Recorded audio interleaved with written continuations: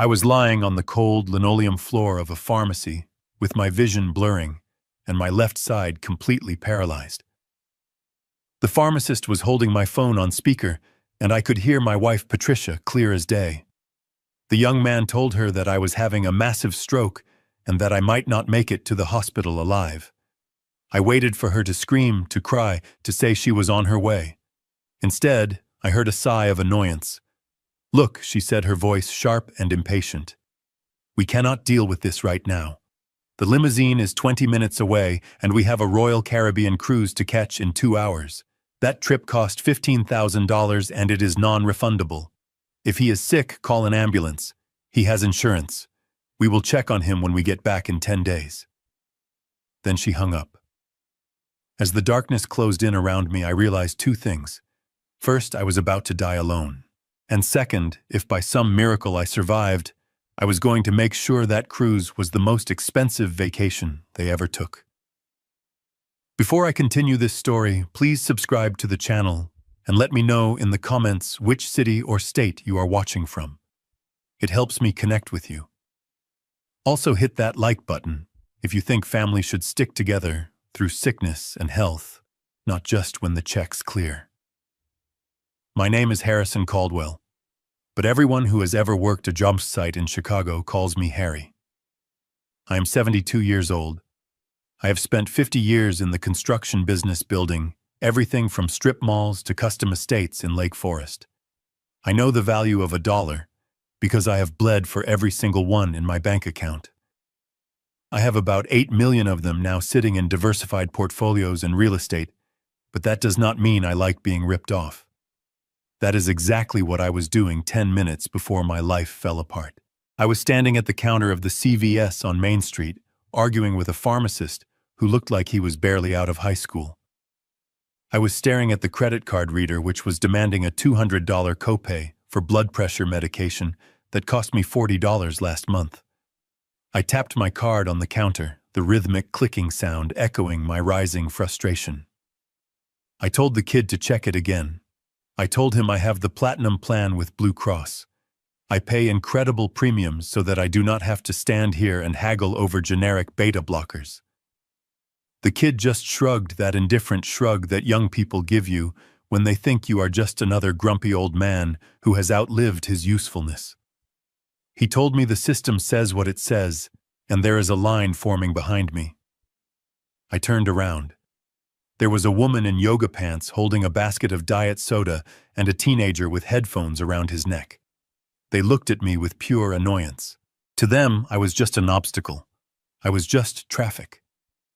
I felt a surge of heat rise up the back of my neck. It was a familiar feeling, the same anger I felt when a subcontractor tried to cut corners with cheap drywall. But this time the heat did not stop at my neck. It exploded into my skull like a sledgehammer. The first thing I lost was the ability to grip my credit card. My fingers just decided to stop working. The plastic card slipped from my hand and clattered onto the counter. I tried to reach for it, but my arm felt like it was made of lead. It was the strangest sensation, heavy and weightless at the same time. I tried to speak. I wanted to say, "Excuse me, I think something is wrong," but the words did not come out. My tongue felt like a thick piece of raw steak in my mouth. A garbled, wet noise escaped my lips. The pharmacist looked up from his computer, his eyes widening slightly. Then the floor came up to meet me. I did not feel the impact. I just realized that my perspective had shifted. I was looking at the dirty white sneakers of the pharmacist and the dust bunnies under the shelving unit. The fluorescent lights overhead buzzed like a swarm of angry hornets. The sound was deafening. It drowned out the soft pop music playing on the store radio. I tried to push myself up. That is the instinct of a man who has never stayed down in a fight. You get hit, you get up. But my left arm and leg were gone. They were attached to my body, but they did not belong to me anymore. They were dead weight. I heard a gasp from the line behind me. Then a voice said, "Oh my God, look at him." I thought finally someone is going to help me. Someone is going to grab my hand. But nobody touched me. I rolled my eyes toward the sound. The teenager with the headphones had his phone out. He was not calling 911. He was recording. The red light on his screen was blinking. He was filming me twitching on the floor like a dying fish. The woman in the yoga pants stepped back, pulling her basket close to her chest, as if my stroke was contagious. She looked inconvenienced. She looked at her watch. I wanted to scream at them. I wanted to tell them that I employed 300 people. I wanted to tell them that I bought my son a $2.5 million house last year. I wanted to tell them that I mattered. But I was just a heap of old bones on a dirty floor. The pharmacist finally came around the counter. He looked terrified. Not terrified for me, but terrified that I might die on his shift and cause a mountain of paperwork. He knelt down, but he kept his distance. He asked if I could hear him. I blinked. That was all I could do. He saw my phone, which had slid out of my pocket when I fell. It was an iPhone 14 Pro, a gift from my son Brandon mostly, so he could FaceTime me when he needed money. The screen was cracked, but it was lit up. The pharmacist picked it up. He saw the emergency contact listed on the lock screen. It was saved as Patricia, my wife. He pressed the button. I heard the ringing tone. It was loud in the silence of the store. 1 ring. 2 rings. Please pick up, Patty. Please answer. I know you are packing. I know you are excited about the Bahamas. But I need you. I have never needed anyone in my life, but I need you now. The call connected. Patricia's voice filled the air sharp and clear on speakerphone. She sounded breathless, frantic. Hello, Harry. Where are you? The driver is literally pulling into the driveway. You better not be at the hardware store again. We have to go. The pharmacist stuttered. He said, Ma'am, this isn't Harry. This is Greg from the CVS on Main Street. Your husband collapsed. He is on the floor. I think it is a stroke. His face is drooping and he cannot speak. You need to come here now. There was a silence on the other end. A silence that lasted for 5 seconds but felt like 5 years. I waited for the scream. I waited for the sound of car keys jingling. I waited for the woman I had been married to for 15 years to drop everything and rush to my side. Then she spoke. And her voice was completely different. It was cold. It was calculating. It was the voice she used when she was negotiating with the caterers for her gala dinners. She said, a stroke. Are you sure? Maybe he just fainted. He has low blood sugar sometimes. Look, we cannot come there right now. We have a flight to catch in 3 hours and the cruise departs from Miami at 5. The pharmacist looked down at me, his jaw dropping. He said, Ma'am, did you hear me? This is serious. He might die. You are his emergency contact. You need to be here. I heard a rustling sound in the background. Then I heard my son, Brandon. My boy. The boy whose debts I paid off 3 times. The boy I put through private school and business school only for him to fail at every venture he touched. I heard him say, Mom, what is it? Is it Dad? Is he pulling a stunt again? We are going to miss the priority boarding. Patricia covered the phone, but not well enough. I heard her muffled voice say, he is having a spell at the pharmacy. The guy says it is bad. Then I heard my daughter-in-law, Tiffany. I heard her distinct, shrill voice. She said, oh, for God's sake, he probably just wants us to cancel the trip so he can control us.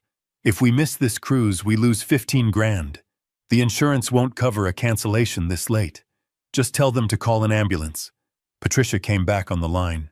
Her voice was firm now. Listen to me, Greg. Call 911.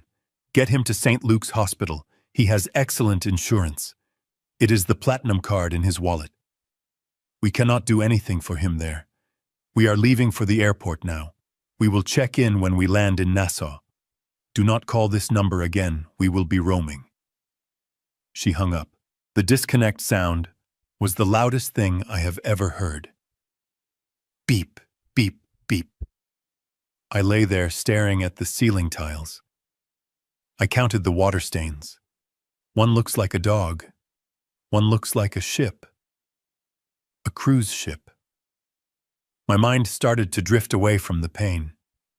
I thought about the envelope on my desk at home. I thought about the combination to my floor safe. I thought about the title deed to the house Brandon and Tiffany were living in, the house that was in my name. Tears pricked the corners of my eyes, but they were not tears of sadness. They were tears of pure, molten rage. They left me for a buffet, for a tan, for a slide on a boat. The paramedics burst through the doors a minute later. They were professional. They moved fast. One of them, a big guy with a beard, leaned over me. He checked my pupils. He squeezed my hand. He said, "Stay with us, Harry. We got you. Can you tell me who we should call? Is there family nearby?" The pharmacist shook his head slowly. He looked down at me with pity. Pity is a terrible thing for a man like me to see. He said to the paramedic, "No. No family. He is alone." I wanted to correct him. I wanted to say, "Yes, I am alone, but I am not finished." As they lifted me onto the stretcher, the world started to go black. The last thing I saw was the teenager still filming me as I was wheeled out the automatic doors. I closed my eyes, and I made a promise to the universe, to God, or to the devil, whoever was listening. I promised that if I woke up, if I could move just one finger, I would bring a storm down on Patricia, Brandon, and Tiffany that would make a stroke feel like a gentle massage. They wanted a vacation, fine. I was going to ensure that when they came back, they would have a permanent vacation from my money. Then there was nothing, just darkness, and the rhythmic beeping of the monitor counting down the beats of a heart that was now broken, but hardening into stone. Waking up did not feel like a miracle. It felt like being dragged through broken glass. The darkness lifted slowly, replaced by a blinding white light that seemed to pulse with the throbbing in my skull. The first thing I noticed was the sound. It was a rhythmic, mechanical beeping. Beep, beep, beep. It was the only sound in the world. I tried to turn my head, but my neck felt stiff as if it had been rusted shut. I blinked, trying to clear the grit from my eyes. I was in a room, a hospital room. The air smelled of rubbing alcohol and floor wax, a sterile scent that I associated with death and bad news. I scanned the room, expecting to see faces. I expected to see Patricia sitting in the uncomfortable guest chair, perhaps looking tired, but relieved. I expected to see Brandon pacing by the window, checking his watch, but present. I even expected Tiffany to be there, feigning concern while scrolling through her phone. But the room was empty. There were no flowers on the bedside table. There were no balloons. There was not even a glass of water. There was just me, the machines, and the oppressive silence between the beeps. I was alive, but I had never felt more dead. A shadow moved in the doorway. A woman stepped in. She was not family. She was wearing blue scrubs that looked slightly too big for her, and her eyes had the dark circles of someone who had been awake for 20 hours straight. This was Maria. I learned her name later, but in that moment she was just the only human being who bothered to look at me. She checked the monitors, her movements efficient but gentle. When she saw my eyes were open, she paused. A look of genuine surprise crossed her face, followed quickly by a wave of pity that made my stomach turn. "Mr. Caldwell," she said softly, her voice thick with an accent I recognized from the hard-working crews on my construction sites. "You are awake. We were not sure if you would come back to us so soon." I tried to speak. My throat felt like I had swallowed a handful of sand. I managed to croak out a single word. "Family." Maria froze. She looked down at her clipboard, avoiding my gaze. She adjusted the IV drip, taking a little too long with the plastic tubing. That hesitation told me everything I needed to know, but I needed to hear it. I needed to hear the extent of their abandonment.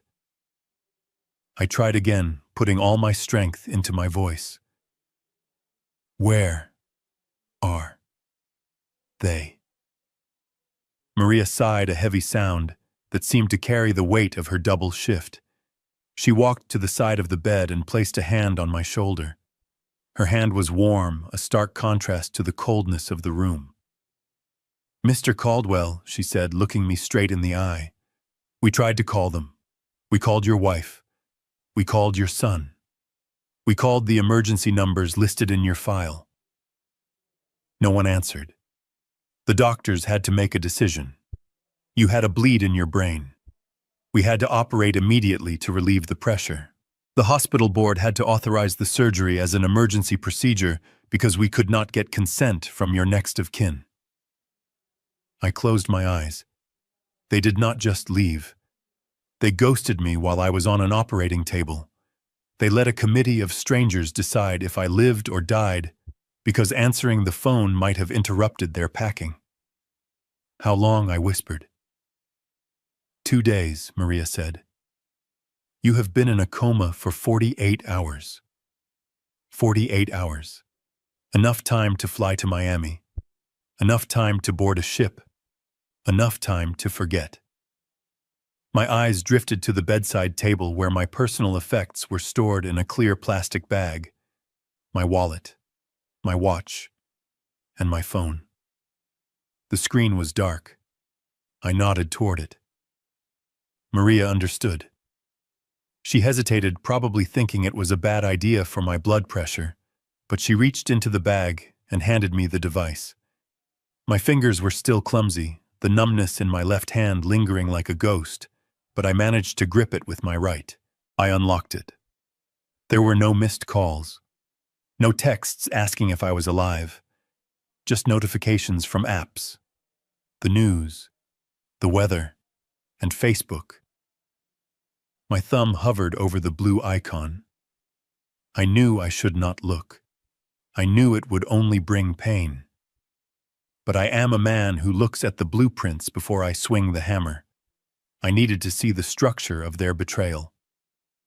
I tapped the app. The first thing that popped up was a notification. Patricia Caldwell is live. I clicked on it. The video buffered for a second, and then there she was. My wife. The woman I had taken in when she was a struggling receptionist, the woman whose debts I paid, whose life I upgraded from economy to first class. She was holding a flute of champagne, the bubbles catching the sunlight streaming through the window of a plane. But not just any seat. She was in the private suite of an Emirates flight. The leather was cream-colored, the wood finish polished to a shine. Hey everyone, she chirped at the camera, her voice high and fake. We finally took off. It has been such a stressful week, you have no idea. Sometimes you just have to put yourself first and practice some self-care. We are on our way to the Bahamas for the retreat, sending good vibes only. The camera panned. I saw Brandon sitting across the aisle wearing noise-canceling headphones that cost more than Maria's monthly rent. He was asleep, a menu for gourmet dining resting on his chest. Then the camera turned back to Patricia. Beside her sat a man. He was young, maybe 30. He had the lean, sculpted look of someone who spent more time looking in a mirror than working. He was wearing a tight tank top. I recognized him. It was her yoga instructor. The one she said was just a friend, a spiritual guide. He was sweating, presumably from the humidity of the cabin before takeoff. And then I saw it. The detail that made my heart stop beating and start burning. Patricia reached into her bag and pulled out a scarf. It was not a tissue. It was not a napkin. It was a vintage Hermes silk scarf, deep blue with gold patterns. I remembered buying it for her. It was our 10th anniversary. We were in Paris. We walked past the boutique, and she stopped staring at it in the window. It cost $800. I bought it without blinking, because I wanted to see her smile. I told her it matched her eyes. In the video, she laughed a flirtatious, girlish sound and wiped the sweat from the yoga instructor's forehead with that scarf. With my anniversary gift. She dabbed his temples, then his neck, treating the silk masterpiece like a gym towel. "Oh, you poor thing," she said to him. "It is so hot in here before the AC kicks in."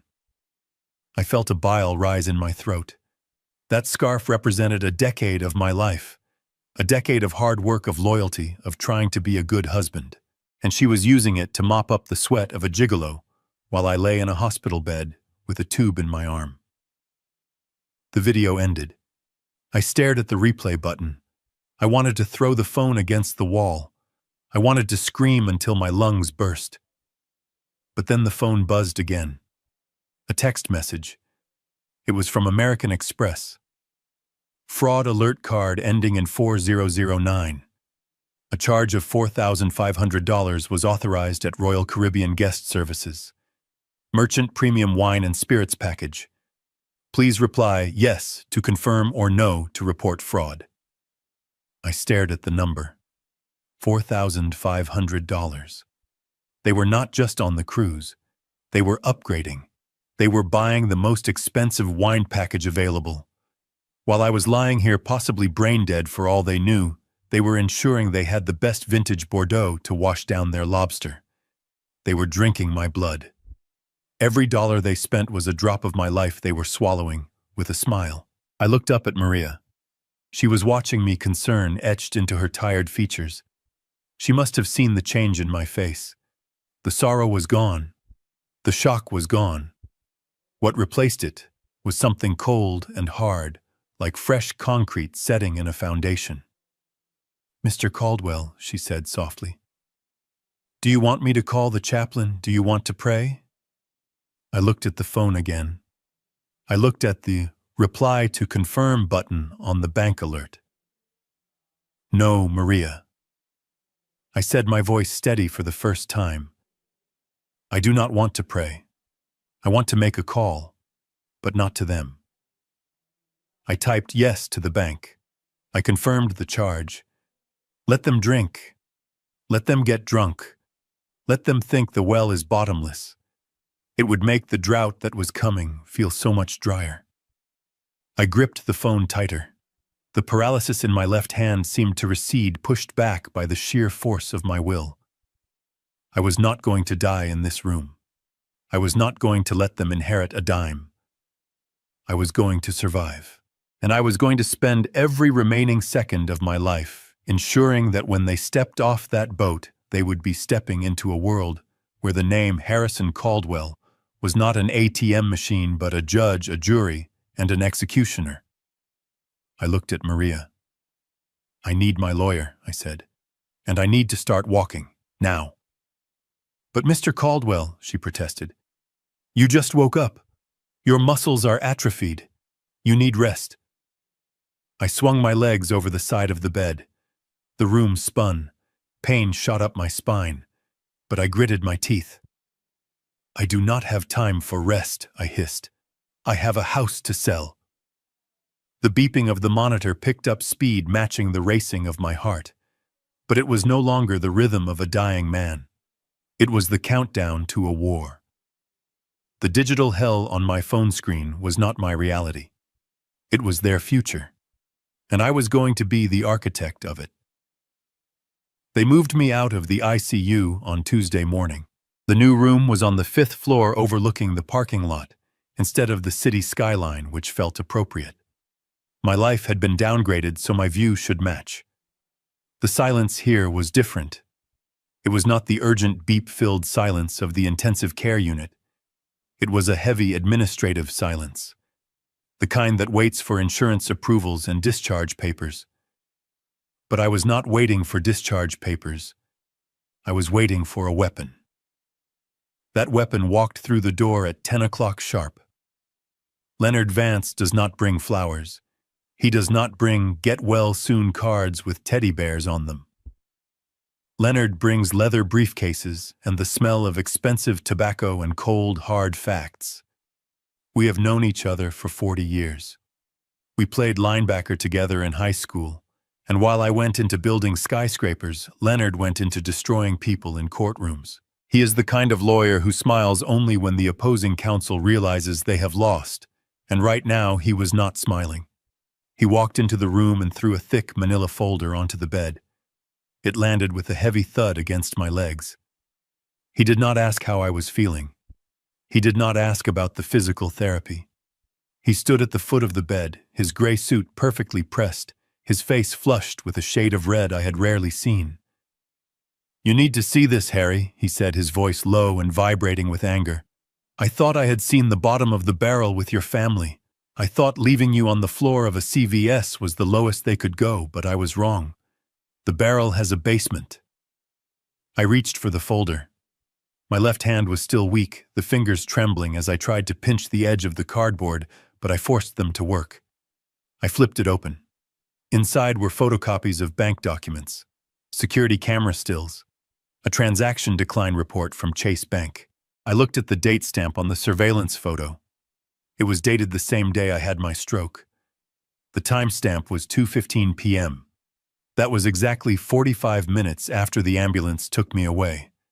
And there, in grainy black and white, standing at the teller counter, was my son, Brandon. He was wearing his vacation clothes, a linen shirt, and sunglasses perched on his head. He looked impatient. He was leaning forward, gesturing aggressively at the woman behind the glass. I looked up at Leonard. "What is this?" I asked, though a cold knot was already forming in my stomach. Leonard pulled a chair over and sat down, the legs scraping harsh against the linoleum. "That Harry is your son trying to liquidate your liquid assets before his flight took off. He went to the main branch on State Street. He tried to withdraw $200,000 in cash from your primary savings account. $200,000. My breath hitched. That wasn't just pocket money. That was a down payment. That was a theft. But how, I asked? I never signed a check. I was in a coma." Leonard tapped the paper in the file. "He didn't use a check, Harry. He used this."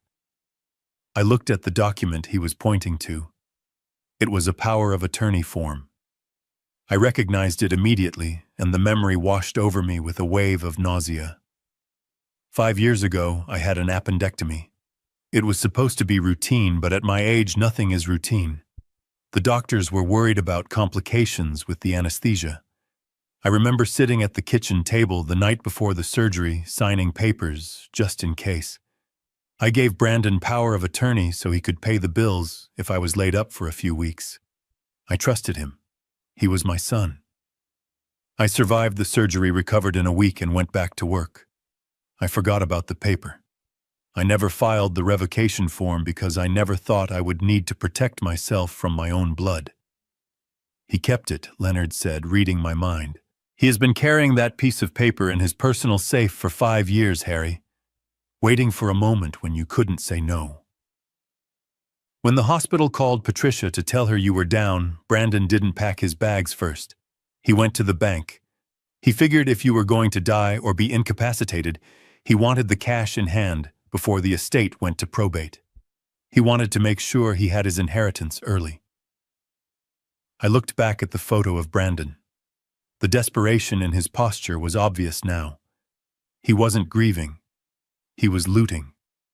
He was looting the burning building before the fire department arrived. "So why didn't he get it?" I asked. "If the paper was legal, why is the money still there?" Leonard allowed a small, grim smile to touch his lips. "Because of Mrs. Higgins," he said. "Mrs. Higgins, the head teller at the State Street branch. I have known her for 20 years. I give her a fruit basket every Christmas.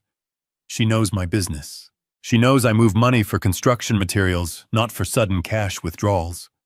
Leonard continued. "Buron the power of attorney. He demanded the cash, immediately said it was for your medical emergency. He told her you needed a specialized surgery that insurance wouldn't cover. He lied to her face, Harry. But Mrs. Higgins is sharp. She looked at the signature on the document from 5 years ago. It was strong, firm. Then she looked at the signature on your most recent checks. Your hand has been getting a little shaky lately. The arthritis. The loops are different. She told him the signatures didn't match closely enough to clear such a large amount without verbal confirmation from you. Brandon started screaming. He made a scene. He threatened to have her fired. He told her his father was dying and she was killing him. Imagine that, Harry. He used your potential death as a bargaining chip to rob you. Mrs. Higgins didn't budge. She pressed the silent alarm and froze the account pending investigation. Brandon got spooked. He knew if the police came, he would miss his flight. So he ran. He left the power of attorney on the counter and ran out the door to catch his limo. I stared at the ceiling. The white tiles seemed to be pressing down on me. I felt like I was being buried alive, shovel by the people who were supposed to love me. It wasn't just that they left me to die. It was that they calculated my value down to the minute. They weighed my life against a cruise and a cash grab, and I lost both times. That means the account is frozen, I said, my voice sounding hollow. Temporarily, Leonard said. He leaned in close, his elbows on his knees. And this is the part you need to understand, Harry. This is why I am here. Mrs. Higgins bought us time. Maybe a week. Maybe 2. But that power of attorney is still technically valid until you legally revoke it. And more importantly, if you had died on that table, or if the doctors declared you mentally incompetent due to the stroke, that document would have been their golden ticket. He paused, letting the weight of the words sink in. If they come back and find you in a wheelchair, unable to speak clearly, unable to sign your name, they won't need the bank's permission anymore. They will petition the court for guardianship. They will say you are unfit. They will put you in a home, Harry, a cheap one.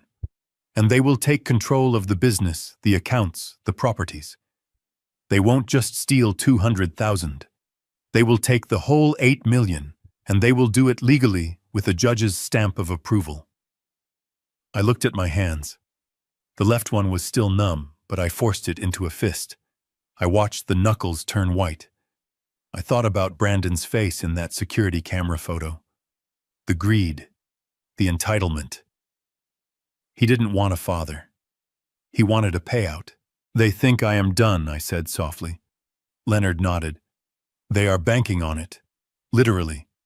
They are on that ship right now drinking cocktails, confident that when they return, you will be either dead or drooling. They think the hardest part of their plan is over. I sat up straighter in the bed. The pain in my head spiked, but I welcomed it. It made me feel alive. It made me feel dangerous. Give me the revocation forms, I said. Leonard reached into his briefcase and pulled out a stack of documents. They were already prepared. He had tabs on the pages where I needed to sign. We are going to do more than revoke the power of attorney, Leonard said, uncapping a heavy fountain pen. We are going to restructure everything. By the time they dock in Miami, that piece of paper Brandon is carrying will be worth less than the toilet paper on their cruise ship. But Harry, you have to be sure. Once we do this, there is no going back. This is the nuclear option. You are effectively disowning your entire family. I took the pen. It felt heavy in my hand, familiar and solid. I thought about the 3 times I paid Brandon's credit card debt. I thought about the car I bought Tiffany when she said her old one wasn't safe for the baby. I thought about the nights I held Patricia when she was crying about feeling old, telling her she was beautiful, paying for the surgeries she wanted. I looked at Leonard. I looked him dead in the eye. I am not disowning a family. Leonard, I said. I am firing bad employees who got caught stealing from the company safe. I put the pen to the paper. My hand shook slightly, not from weakness but from adrenaline. I signed my name, Harrison Caldwell. The letters were jagged, sharp, angry. File it, I said, and then get the real estate agent on the phone. I want the house listed by noon. Leonard took the papers back, checking the signature. He snapped the folder shut. Consider it done. But Harry, there is one more thing. The medical proxy. Right now, Patricia still has the right to make medical decisions for you if you fall unconscious again. Change it, I said immediately. To whom? Leonard asked. I looked at the door where Maria had just walked past, checking on her patients. She was tired, overworked, underpaid, and yet she had shown me more humanity in 48 hours than my family had in 40 years. I looked back at Leonard. Make it you. And Leonard, yeah? Harry. Find out who was on shift the night I came in. I want to know the names of every nurse and orderly who made sure I didn't die while my wife was checking into the first-class lounge. I think I am going to have some spare Christmas bonuses to hand out this year. Leonard smiled, a real smile this time. It was sharp and predatory. Now that sounds like the Harry I know. He stood up and smoothed his suit jacket. Rest up, old friend. You have a war to fight. I'll go freeze the assets. You just focus on getting strong enough to watch their faces when they find out the bank is closed. He walked out, the sound of his footsteps echoing down the hall. I lay back against the pillows, clutching the empty folder. The silence in the room wasn't oppressive anymore. It was the silence of a calm before the storm. I looked at the clock. It was almost noon. They were probably at the buffet right now. I hoped they were enjoying the shrimp. It was going to be the last free meal they ever got from me. The iPad felt heavy in my lap, heavier than a stack of bricks. Leonard had left an hour ago, leaving behind a silence that felt different than before. It was no longer the silence of abandonment. It was the silence of a job site before the demolition crew arrives. I stared at the black screen, seeing my own reflection. A 72-year-old man with a drooping face and a hospital gown. But behind those eyes, the gears were turning. I was about to do something I should have done years ago. I was going to inspect the foundation of my own house. I opened the smart home application. I had installed this system myself 3 years ago. It was top of the line, a hardwired network of high-definition cameras and audio sensors that covered every square inch of my estate in Lake Forest. I originally put it in to protect us from burglars, from outsiders who might want to take what I had built. I never imagined that the real thieves were sleeping down the hall. My fingers, still clumsy from the stroke, tapped the screen. I navigated to the cloud storage history. The system saves 30 days of footage. I scrolled back to Tuesday. The day of the stroke. The day my life changed. I wanted to see what was happening in my sanctuary while I was dying on the floor of a pharmacy. I selected the kitchen camera first. The timestamp read 9:30 a.m. That was exactly 1 hour before I collapsed. The video loaded with crystal clear resolution. The morning sun was streaming through the bay windows I had installed to give Patricia a view of the garden. The kitchen was a mess of open suitcases and travel clothes. Tiffany, my daughter-in-law, walked into the frame. She was wearing a silk robe that I paid for, holding a glass of white wine. At 9:30 in the morning, she was on her phone, pacing back and forth in front of the Sub-Zero refrigerator. I turned the volume up on the iPad. The audio quality was perfect. I could hear the ice clinking in her glass. She was talking to her mother. I knew that voice. She used a tone with her mother that she never used with me. With me, she was sweet, almost childish.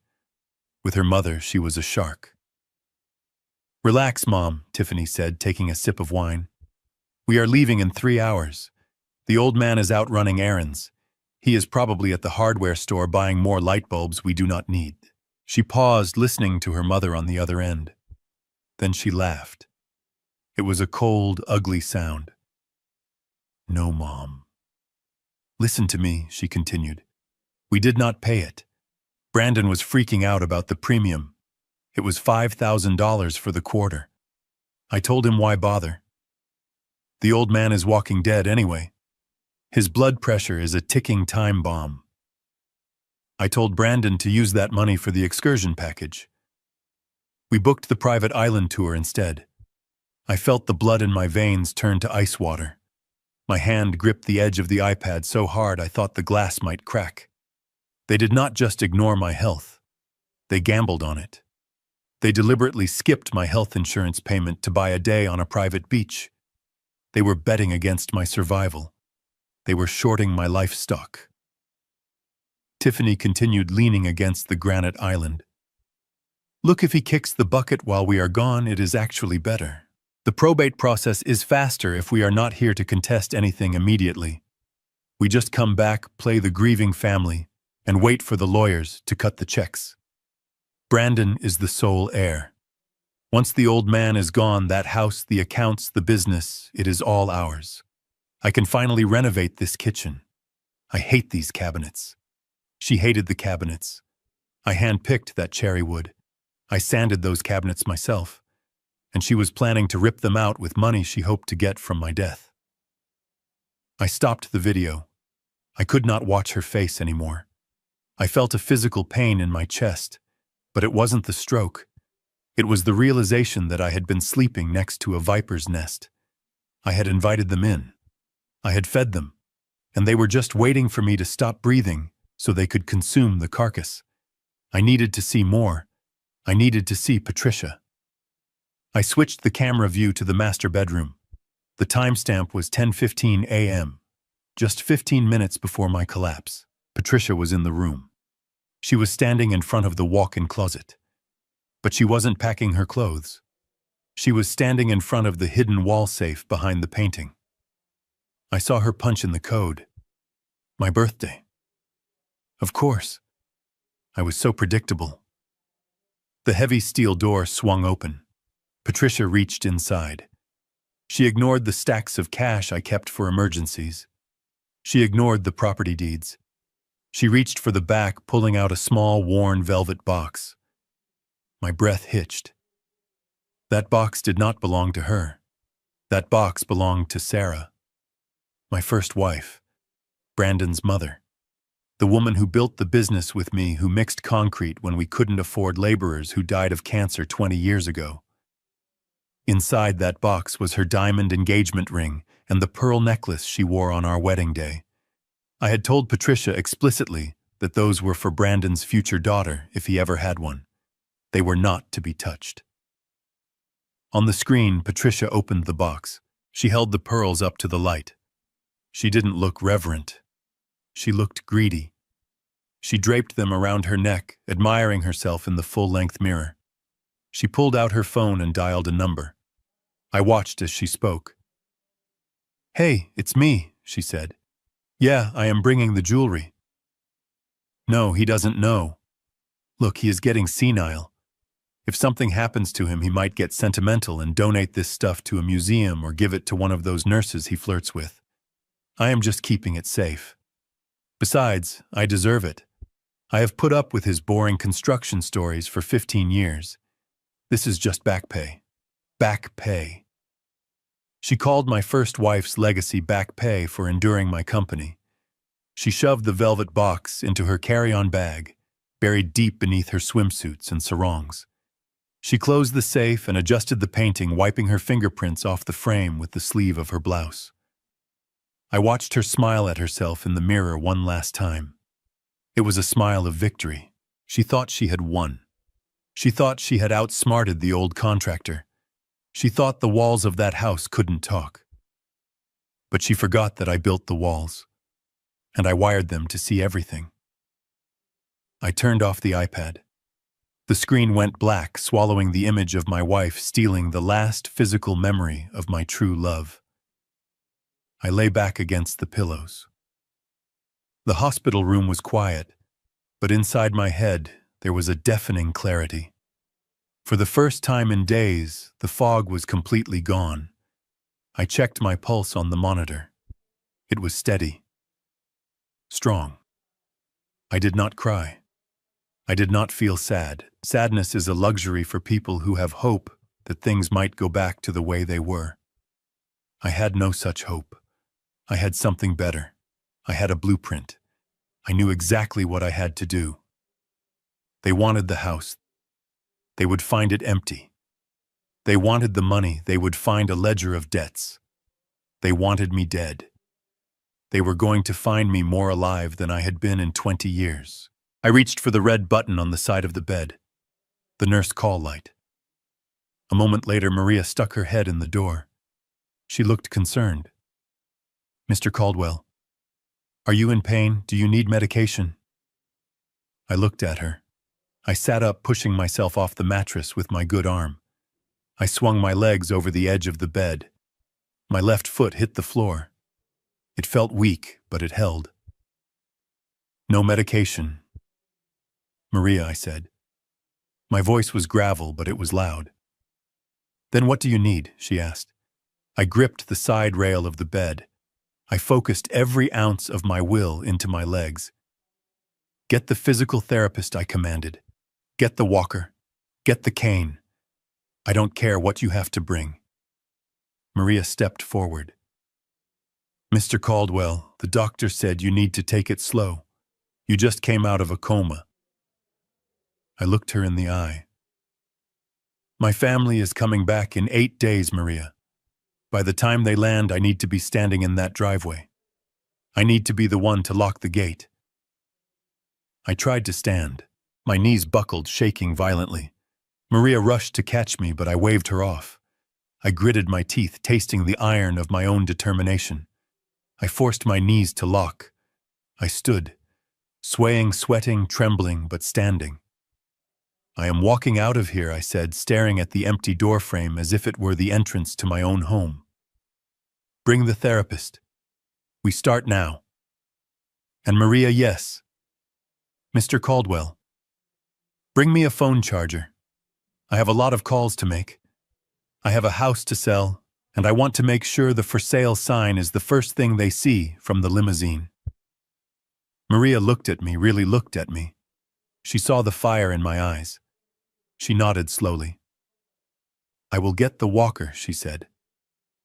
I stood there alone in the room, swaying like a skyscraper in a high wind, but grounded deep in the bedrock of my rage.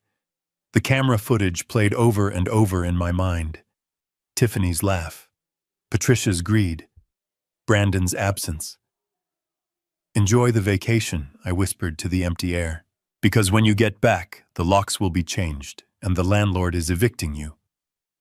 The physical therapy room smelled of industrial cleaner and stale sweat, a scent that usually reminded me of a construction site at the end of a long shift.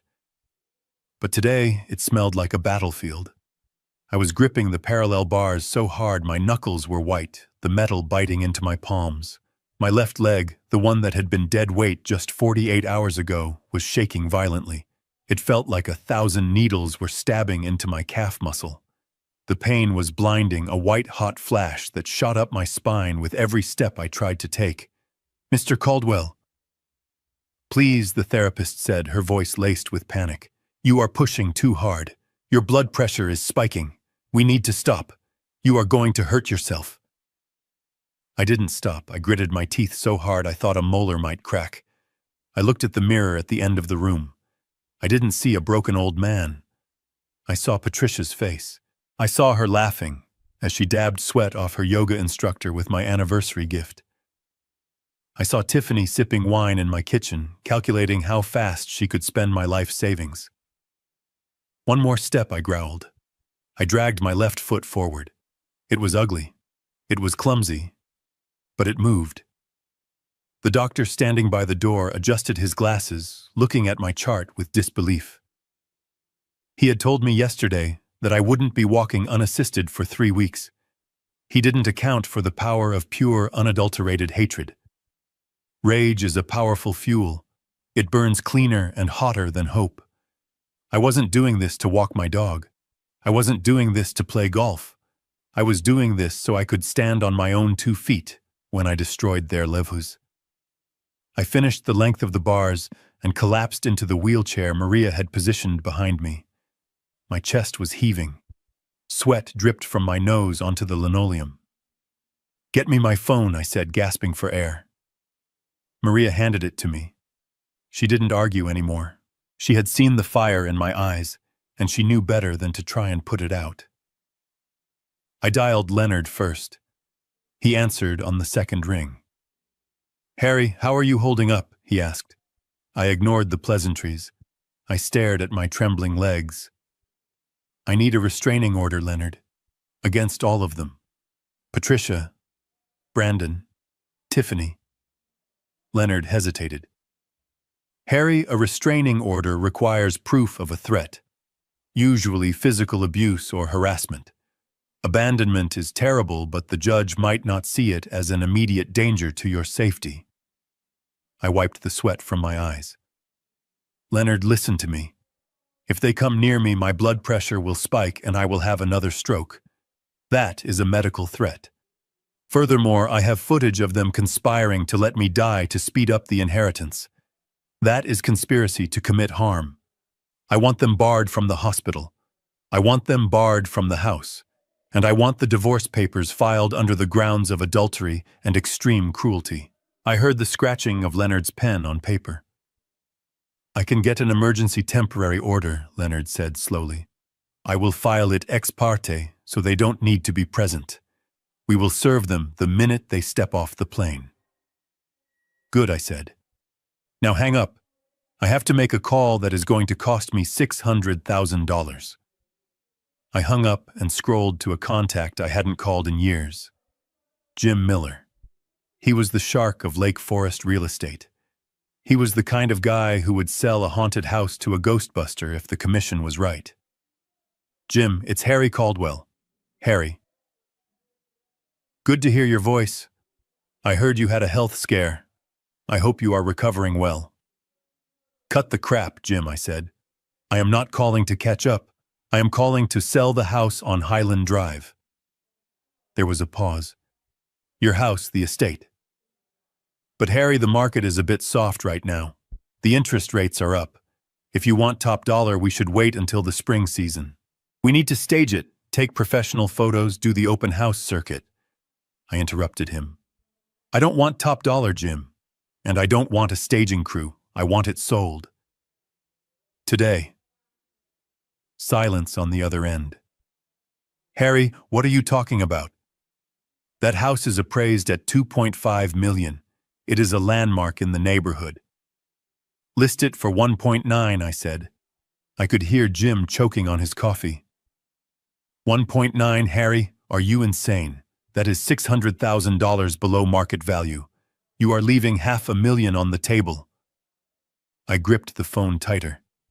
I am not leaving it on the table, Jim. I am paying it as a fee for speed. I want a cash buyer, no financing contingencies, no inspection period. Closing in 48 hours. Who do you know who has that kind of liquidity? Jim was a businessman. The shock wore off instantly, replaced by the smell of a quick commission. At 1.9, I have 3 investment groups who would buy it sight unseen. It is a steal. They would tear down the interior and flip it, but they would buy it. Do it, I said. Call them.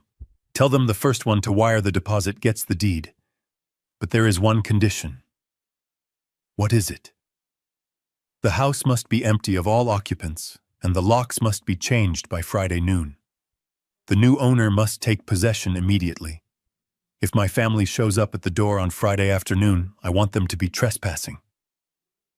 Jim laughed nervously. You are serious, aren't you? I have never been more serious in my life. Get the paperwork ready. I will sign it electronically from my hospital bed. I hung up the phone and leaned back in the wheelchair. My muscles were screaming in agony, but my mind was clear. Selling the house below market value wasn't a loss. It was a tactical strike. If I kept the house even with a restraining order, they would try to claim tenant rights. They would say it was their marital home. They would drag it out in court for months, living in my guest rooms while I paid the electric bill. But if the house belonged to a stranger, if the house belonged to a faceless investment corporation, then they had no rights. They were just intruders on private property. I closed my eyes and pictured the scene. The limousine pulling up. The driver unloading the heavy suitcases. Patricia walking up the stone path in her expensive heels, expecting to walk into her air-conditioned sanctuary. And instead, finding a strange keyhole. Finding a stranger opening the door. It was worth every penny of the $600,000 loss. Maria touched my shoulder. Mr. Caldwell, you are smiling. It is a scary smile. I looked at her. Maria, I said, I think I am ready for another lap on the bars. She looked at my shaking legs. Are you sure I grabbed the handles and pulled myself up? The pain shot through me again, familiar and sharp. I am sure, I said. I have to be strong enough to sign the closing documents. As I took another step, dragging my dead leg forward, I realized that I wasn't just rehabbing my body. I was rehabbing my dignity. For years, I had been the provider, the safety net, the wallet. I had let them soften me. I had let them think I was a permanent fixture that would always be there to support their weight. Well, the fixture was moving, and the structure they built their lives on was about to collapse. I walked. 1 step. 2 steps. The sweat poured down my face. I imagined each step was a signature on a check they would never cash. I imagined each step was a lock clicking shut. The doctor watched me from the doorway, shaking his head. He had seen stroke victims fight to get back to their old lives. He had never seen one fight to burn his old life to the ground so he could build a new one from the ashes. But I was a builder. That is what we do. We clear the site, we dig the foundation, and we start over. I finished the session and sat back down, exhausted but triumphant. My phone buzzed. It was a text from Jim. I have an offer, all cash, 1.9 million. They can close Thursday. I typed back with a single finger. Sold. The word looked beautiful on the screen. It was the most expensive text message I had ever sent, and it was the best money I had ever spent. I looked out the window at the parking lot. The sun was setting, casting long shadows across the asphalt. In 5 days, my family would return from paradise. They would be tanned. They would be relaxed. They would be expecting a homecoming. Instead, they were going to find out that while they were at sea, the land had moved beneath their feet. I turned to Maria. Get me a protein shake, I said, and call Leonard back. I want to make sure the proceeds from the house sale go into a trust they cannot touch. You are a machine, Maria whispered. No, I said, staring at my reflection in the dark window. I am just a father who finally learned the difference between a family and a parasite. And the extermination was just beginning. The ride from the hospital to Lake Forest took 40 minutes, and every bump in the road felt like a hammer striking my spine. I had signed myself out against medical advice, signing a waiver that essentially said if I dropped dead on the pavement, the hospital was not liable. I did not care. I had business to finish that was more important than my blood pressure. When the Uber pulled up to the wrought iron gates of my estate, I felt a strange sensation. For 30 years, this view had filled me with pride. The long driveway lined with oak trees, the brick facade, the manicured lawn. Today it looked different. It did not look like a home. It looked like an asset on a balance sheet that needed to be liquidated. It looked like a crime scene where my heart had been murdered. I limped up the front steps, leaning heavily on the cane Maria had forced me to take. Jim Miller was already there, pacing on the porch. Beside him stood 2 men in shiny suits who looked like they would sell their own mothers for a 10% return. These were the flippers, the sharks, the kind of men who bought distressed properties, slapped a coat of gray paint on everything, and sold it for a profit. Usually I despised their kind. Today they were my angels of destruction. Jim introduced them, but I did not bother to remember their names. One of them, a tall man with gelled hair, looked at me with suspicion. Mr. Caldwell, he said, eyeing my hospital bracelet, which I had forgotten to cut off. We have reviewed the comps in the neighborhood. This house is listed at 2.5 million. You are offering it to us for 1.9. That is a 30% discount. What is wrong with it? Is there black mold? Is the foundation cracking? I unlocked the front door and pushed it open. The air inside was stale, smelling of the expensive perfume Patricia sprayed everywhere and the underlying scent of deceit. The foundation is solid, I said, walking into the foyer. The roof is slate and has a 50-year warranty. The HVAC system is new. The only thing rotting in this house is the memory of the people who lived here. The investors exchanged a look. They thought I was crazy. They thought I was a desperate old man losing his mind. Good. Desperation makes people move fast, and I needed speed. I led them into the kitchen. The granite countertops gleamed. The stainless steel appliances shone. This was the kitchen Tiffany wanted to renovate because she hated the color of the wood. "Here's the deal," I said, leaning against the island to take the weight off my bad leg. "You get the house for $1.9 million, as is. You get the furniture. You get the appliances. You get the curtains. But there are 3 conditions." The short investor pulled out a tablet. "Name them," he said. "Condition 1, I said. "We close today.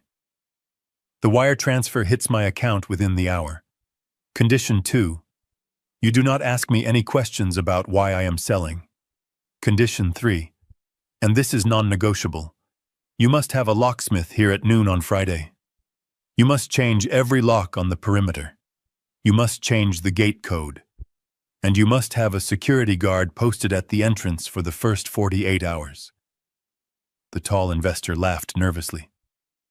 "A security guard? Who are we keeping out? The previous tenants," I said coldly. "My family. They return from vacation on Friday afternoon.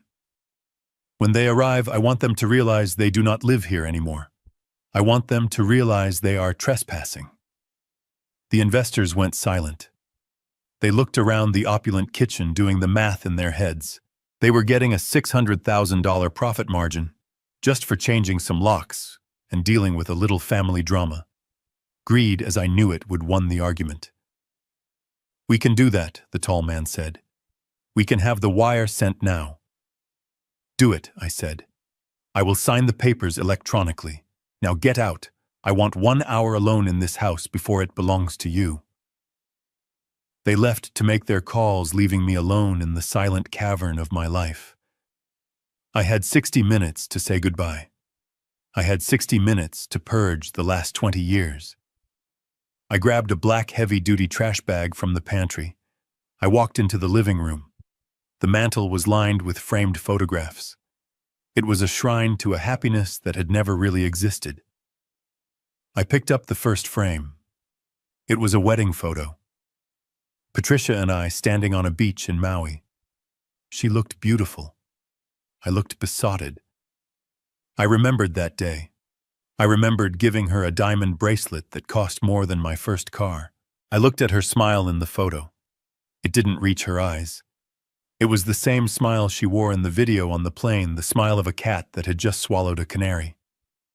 I didn't pack the photo. I didn't take it out of the frame. I smashed it against the brick of the fireplace. The glass shattered with a satisfying crunch. I threw the broken shards and the twisted frame into the trash bag. I moved down the line. A photo of Brandon at his college graduation. I had paid his tuition in full. I had bought him a new BMW as a graduation gift. In the photo, he had his arm around me, but his body was turned away, looking at his friends, looking for the next party. He never thanked me for the car. He just asked if I could pay for the insurance, too. I threw it in the bag. I walked down the hallway to the master bedroom. I opened the closet. Patricia's clothes were everywhere. Designer dresses she wore once. Shoes that cost $1,000 a pair. I didn't touch them. The investors could have them. They could sell them at a consignment shop. I opened the drawer of my nightstand. This was where I kept the things that actually mattered. My passport, my original contractor license, and a small leather box. I opened the box. Inside was a vintage Rolex Submariner. It was from 1980. It was scratched. It was worn. It was the watch I bought when I landed my first $1 million contract. I had kept it polished. I had kept it safe. I had planned to give it to my grandson. Tiffany was pregnant 3 years ago. We had a gender reveal party. It was a boy. I was so happy. I thought finally a legacy. Someone to carry the name. Someone to teach the trade. But then came the miscarriage. Or so they told me. Later, I found a receipt from a clinic in the city. It wasn't a miscarriage. It was a choice. They didn't want a child. They wanted to travel. They wanted freedom. They lied to me because they knew a grieving grandfather writes bigger checks than a disappointed father. But recently, Tiffany had been talking about trying again. She had been hinting that if they had a baby, they would need a bigger allowance. They would need a nanny. I held the watch. The heavy steel felt cold in my hand. I thought about the imaginary grandson I had been saving this for. I thought about Brandon. If I left this watch, Brandon would find it. He would sell it. He wouldn't care about the history. He wouldn't care that I wore this watch while pouring the concrete for the city hospital. He would pawn it for a weekend in Vegas. Then I heard Tiffany's voice in my head echoing from the surveillance video. Lame old man. Senile. Useless. I am not senile, I whispered to the empty room. I dropped the watch into my pocket. I wasn't going to leave it. But I wasn't going to keep it either. I knew a charity in Chicago that auctioned off luxury items to pay for trade school scholarships for inner-city kids. Kids who wanted to work. Kids who wanted to build something. One of them would wear this watch. One of them would deserve it. I swept the rest of the drawer into the trash bag. Old birthday cards from Patricia signed by her assistant. Father's Day cards from Brandon that were clearly bought at a gas station 5 minutes before dinner. Trash. All of it trash. I walked to the guest room where Brandon and Tiffany had been staying while their house was being painted. A renovation I was paying for. The room was messy. There were empty wine bottles on the dresser. On the floor by the bed was a piece of paper. I bent down, groaning as my leg protested. I picked it up. It was a brochure for a nursing home. Shady Pines Assisted Living. I looked at the prices circled. It was the budget package. Semi-private room, no private bathroom. This was their plan. This was what they were going to do with me when I got too old or too sick to write checks. They were shopping for my prison while sleeping under my roof. I crumpled the brochure and threw it in the bag. The rage that had fueled my walk earlier flared up again, hot and purifying. I was not a victim. I was a disaster they never saw coming. I walked back to the kitchen. The investors were waiting. The tall one held up his phone. The wire has been sent, Mr. Caldwell. You should see it in your account. My phone buzzed. I checked the banking app. $1.9 million. Cleared. Available. I looked at the house one last time. It was beautiful. It was majestic. And it was no longer mine. I felt a sudden lightness in my chest. The anchor was cut. Here are the keys, I said, dropping the heavy brass ring onto the granite counter. The garage clickers are there too. The alarm code is 1234. Change it immediately. I turned to leave. Mr. Caldwell, the investor called out. What about the stuff in the trash bags? Do you want to take that? I looked at the black bag in my hand filled with the shattered glass of my wedding photo and the lies of my son. No, I said. Throw it in the dumpster. It is just garbage. I walked out the front door and down the steps. The sun was high in the sky. The air was crisp. I didn't look back. I got into the waiting Uber and told the driver to take me to the bank. I had a check to write to a scholarship fund, and then I had a lawyer to meet. As the car pulled away, I imagined Friday. I imagined the locksmith drilling out the core of the deadbolt. I imagined the security guard crossing his arms. I imagined Patricia's face. For the first time since the stroke, I didn't feel pain. I felt peace. The deal was done. The shadow had passed. Now I just had to wait for the fireworks. The sound of packing tape ripping off the roll is distinct. It sounds like a zipper closing on a body bag. That was the only sound echoing through the halls of my estate on Wednesday morning. I had hired a team of 12 movers, the best in Chicago. I told them I was moving out. I did not tell them I was evicting my entire family while they were sipping Mai Tais in the Caribbean. I stood in the center of the foyer, leaning on my cane, directing the operation, like a general on a battlefield.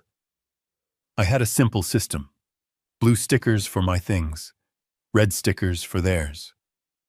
My belongings were going to the Peninsula Hotel downtown. I had booked the corner suite for the next 3 months. It had a view of the lake, 24-hour room service, and most importantly, no memories of ungrateful children. My clothes, my books, my few personal mementos that I had not smashed were handled with white gloves and placed into wardrobe boxes lined with silk. The red sticker items, however, were getting a very different treatment. I pointed to the pile of Patricia's Louis Vuitton luggage, the ones she didn't take on the trip. I pointed to Tiffany's collection of designer shoes, which she displayed on shelves like trophies. I pointed to Brandon's 80-inch television and his limited edition gaming consoles. Pack them, I ordered the foreman, a burly man named Mike. But do not use the premium boxes. Use the standard cardboard. And do not bother with the bubble wrap for the clothes. Just stuff them in. Mike looked at me confused. Sir, these are expensive items. Are you sure? I looked him in the eye. I am paying you by the hour, Mike. Just get it out of my house. The destination for the red sticker items was not the Peninsula Hotel. It was a facility called Budget Self-Storage on the far south side of the city. I had chosen it specifically for its 1-star rating on Google. It was located in an industrial park known for flooding. The units were not climate-controlled. In Chicago, where the summers are humid and the winters are brutal, a non-climate-controlled unit is a death sentence for leather and electronics. I imagined Patricia's fur coats sitting in that metal box next August, slowly growing mold in the stagnant heat. I imagined the humidity warping the circuit boards of Brandon's electronics. It was petty, I admit it. But after they left me to die on a pharmacy floor, petty felt like justice. I signed the contract for the storage unit electronically that morning. I selected the month-to-month plan. I paid exactly $50 for the first month's rent. I did not put a credit card on file for autopay. I listed Brandon's email address as the contact for billing, knowing full well he never checked his spam folder where the invoices would inevitably go. The terms of the storage facility were clear. If payment is not received within 30 days, the lock is cut and the contents are auctioned off to the highest bidder. I was giving them a 30-day window to salvage their lives. If they could scrape together $50 after I cut them off, they could keep their things. If not, well, I hear vintage handbags sell well at auctions. As the movers worked, stripping the rooms bare, I walked through the house one last time. It was starting to look like a skeleton. The rugs were rolled up.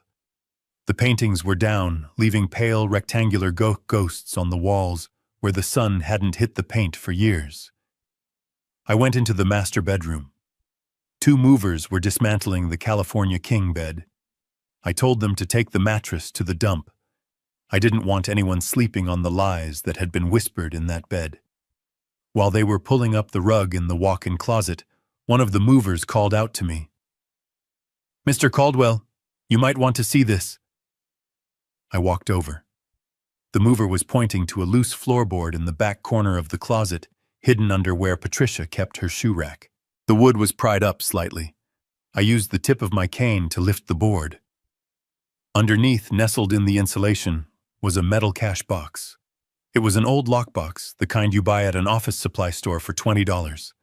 It wasn't locked. I opened it. Inside were stacks of cash. Hundreds, 50s, 20s. I started counting. It took me 10 minutes. $20,000. I stared at the money. This wasn't drug money. This wasn't lottery winnings. This was skimming. For 10 years, I had given Patricia a generous allowance for household expenses, grocery money, dry cleaning money, decorating money. She had been padding the bills. She had been buying generic brands and charging me for premium. She had been firing the cleaning ladies early and pocketing the difference. She had been stealing from me dollar by dollar, day by day, right under my nose. $20,000. That was a lot of coupons clipped. That was a lot of corners cut. She was hoarding a getaway fund, or maybe just a slush fund for her yoga instructor. I felt a laugh bubble up in my chest. It was a dry, raspy sound. She thought she was so clever. She thought she had a safety net hidden under the floorboards. I looked at Mike, the foreman. "Finders keepers?" Mike asked jokingly. I shook my head. "No, this is a refund." I took the rubber-banded stacks and shoved them into the pockets of my jacket. They bulged heavy and satisfying. "Consider this the cleaning fee," I whispered. I walked out of the bedroom and didn't look back. By 2 o'clock, the house was empty. The echo was profound. My footsteps clicked loudly on the hardwood floors. The movers had swept up the dust bunnies. The walls were bare.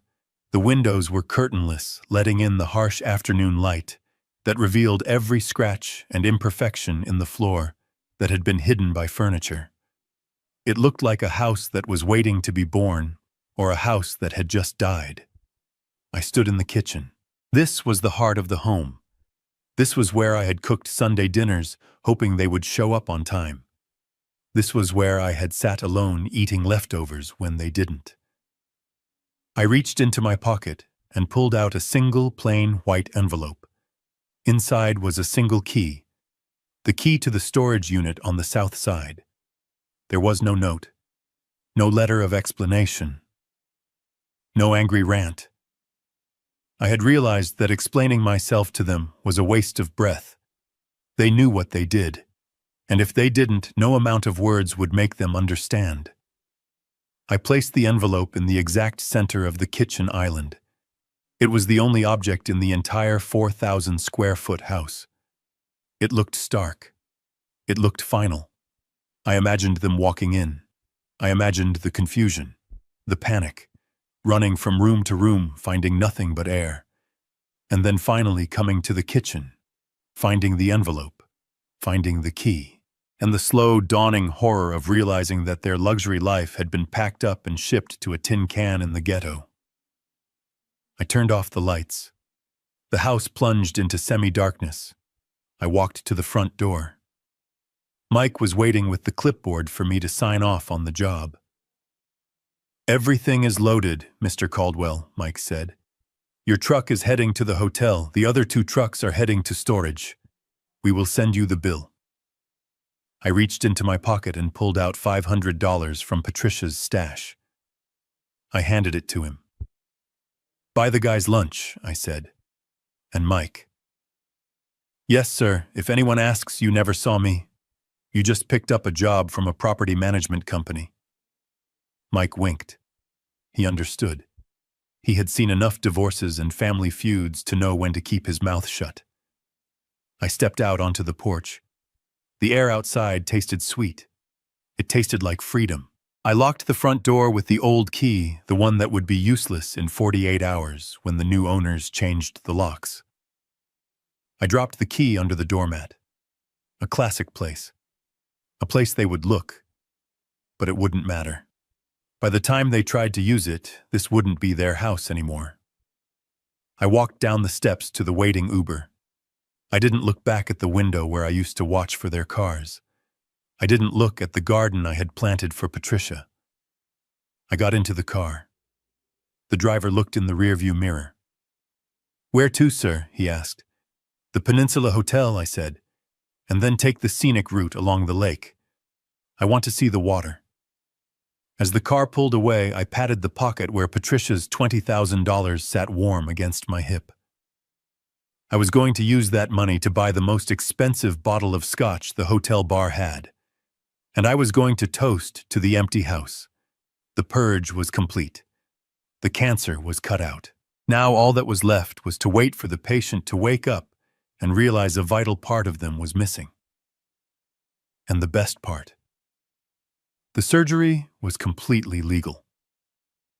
Friday afternoon arrived with the kind of gray, biting wind that makes Chicago feel like the coldest place on earth, a stark contrast to the tropical paradise my family had just left. I was sitting in my suite at the Peninsula Hotel, watching the rain streak against the glass, but my mind was at O'Hare International Airport. I had the flight tracker open on my iPad. Emirates Flight 293 from Dubai, connecting from their Caribbean excursion, touched down at exactly 1:15 in the afternoon. I imagined the scene perfectly, because I had paid for those scenes for decades.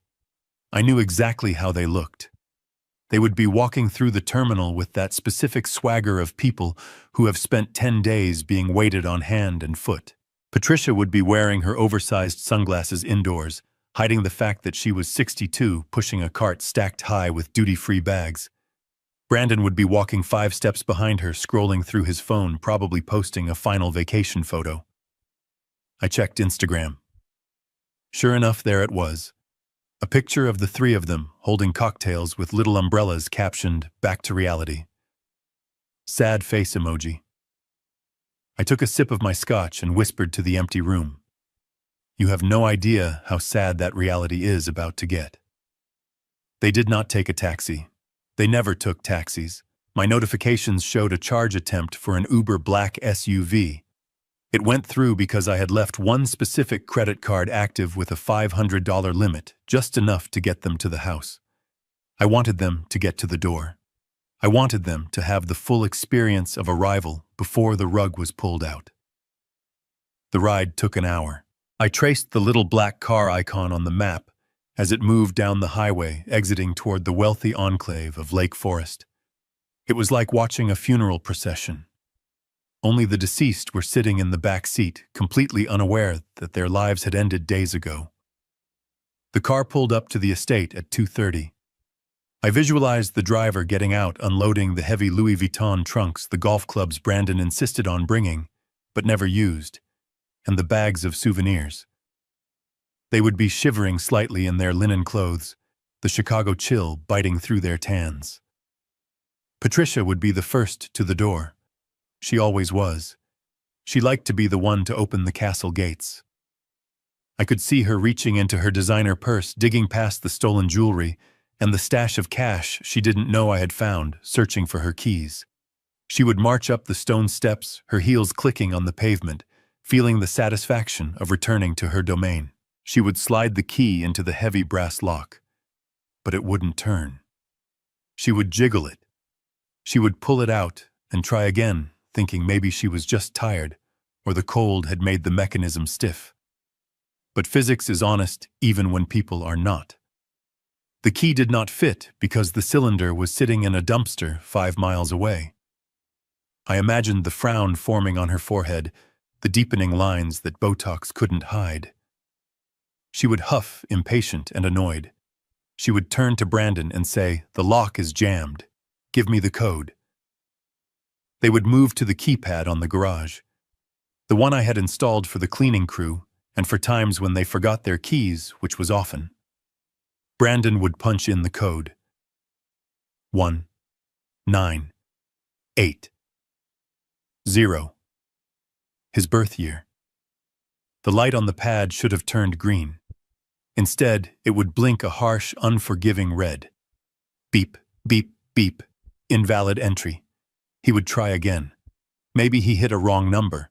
Maybe his fingers were cold. 19890. Beep, beep, beep. By now the confusion would be turning into irritation. Tiffany would be shivering by the luggage, complaining about the wind telling them to hurry up because she needed to use the bathroom. Brandon would be kicking the door, shouting, "Open up, you stupid thing." They would assume it was a technical glitch, a dead battery, a system error. They never assumed it was a deliberate act because in their minds they were untouchable. They were the Caldwells. The world bent to their will because I paid for the bending. Then the front door would open. They would expect to see me, or maybe the maid. They would expect to be greeted with warmth or at least servitude. Instead, they were greeted by a man named Rocco. I didn't know Rocco personally, but the investment group had assured me their security guard was not the welcoming type. Rocco was 6'4", built like a vending machine, and he was holding the leash of a pit bull that looked like it ate luxury handbags for breakfast. I can hear the conversation in my head as if I were standing right there. Patricia would gasp, stepping back, clutching her pearls. "Who are you?" she would demand, her voice shrill. "What are you doing in my house? Where is Harry?" Rocco would not smile. He would not explain. He would simply point a thick finger at the driveway. "You need to get off this property, ma'am. This is a private residence." Patricia would laugh, a nervous, incredulous sound. "Private residence? Yes, it is my residence. I am Patricia Caldwell. My husband owns this house. Now get out of my way before I call the police." Rocco would step forward, the dog growling low in its throat. "Mr. Caldwell doesn't own this house anymore," he would say. "The property was sold 2 days ago. The new owners have taken possession. You are trespassing. I'm going to count to 3 and then I am calling 911. Sold." The word would hang in the air like a gunshot. "Sold," Brandon would stammer. "That is impossible. My dad is in the hospital. He had a stroke. He can't sell a house. He is probably in a coma." "He is not in a coma," Rocco would say, closing the door halfway. "He was here yesterday. He gave us the keys. Now move." 1, 2. The door would slam shut. The sound of the deadbolt sliding home would be the loudest noise in the neighborhood. They were left standing on the porch, surrounded by their expensive luggage, with the wind whipping their hair into their faces. The reality would start to sink in, cold and heavy. The Uber driver, having been paid, would be long gone. They were stranded. Then came the panic. I checked my phone. It started at 2:45. Patricia called. I let it ring. Then she called again. Then Brandon called. Then Tiffany. My phone buzzed and danced on the table, a frantic little jig of desperation. I watched it with a detached curiosity. I wondered what they were saying to my voicemail. Were they angry? Were they crying? Were they begging? When they realized I wasn't answering, they did exactly what I knew they would do. They called Leonard. I had instructed Leonard's secretary, a woman named Mrs. Perkins, who had the warmth of an iceberg, on exactly what to say. Patricia would be screaming into the phone, demanding answers, threatening to sue everyone from the security guard to the lock manufacturer. Mrs. Perkins would wait for her to take a breath and then speak in her calm, professional monotone. "Mrs. Caldwell, please lower your voice. Mr. Vance is in court and cannot be disturbed. However, Mr. Caldwell has left instructions." "Instructions?" Patricia would screech. "What instructions? Why is my key not working? Why is there a thug in my house? Mr. Caldwell has requested a family meeting," Mrs. Perkins would say. "He is waiting for you at St. Luke's Hospital, room 502. He suggests you come immediately. It concerns the future of the estate." She wouldn't say anything else. She would hang up. The future of the estate. Those words would act like a defibrillator to their greed. They would look at each other. They would think, "Oh God, he is dying. He sold the house because he is dying and liquidating assets. We need to get there. We need to get to the will. We need to make sure he signs the papers." The fear would turn into a different kind of panic. The panic of vultures realizing the carcass might be moving. They would grab their bags. They couldn't leave them on the porch. They had to drag them down the driveway to the street. Tiffany would be cursing. Brandon would be sweating. Patricia would be trying to fix her hair in the reflection of a car window. They needed a ride to the hospital. It was 20 miles away. Brandon would pull out his phone again. He would open the Uber app. He would select a ride. He would hit confirm. And then the final domino would fall. Processing payment. Declined. He would frown. He would try another card. The Visa ending in 4009. Processing. Declined. Please contact your bank. He would try the American Express. The one they used to buy the wine package. The one they used to upgrade their flight. Declined. Card reported lost or stolen. I could see the color draining from his face. He would look at Patricia. "Mom, my cards aren't working. Try yours." Patricia would pull out her gold card, the one she used for her charity lunches. She would type it into the app. Declined. Insufficient funds. I had frozen everything. The moment the house sale closed, Leonard had executed the asset freeze. The joint accounts were locked. The credit cards were canceled. The supplementary cards were destroyed digitally. They were standing on a street corner in Lake Forest, one of the richest neighborhoods in America, with $10,000 worth of clothes on their backs, and they couldn't afford a $20 ride to the hospital. They were destitute. They just didn't know it was permanent yet. I took another sip of scotch. The burn was pleasant. I imagined them arguing. I imagined Patricia screaming at Brandon to fix it. I imagined Tiffany crying that her feet hurt. Finally, they would have to do something they had never done. They would have to flag down a regular taxi, an old yellow dirty taxi, and they would have to get in hoping that maybe, just maybe, one of the cards would work when they got to the destination, or that they could talk their way out of the fare. They were coming to me. They were coming to the trap I had set. And they were coming hungry, tired, and broke. I set my glass down. It was time to go. I called the concierge. "Bring my car around," I said. "I have a meeting at the hospital." The stage was set. The actors were arriving, and I had the only script. The stage was set, and I was ready for the performance of a lifetime.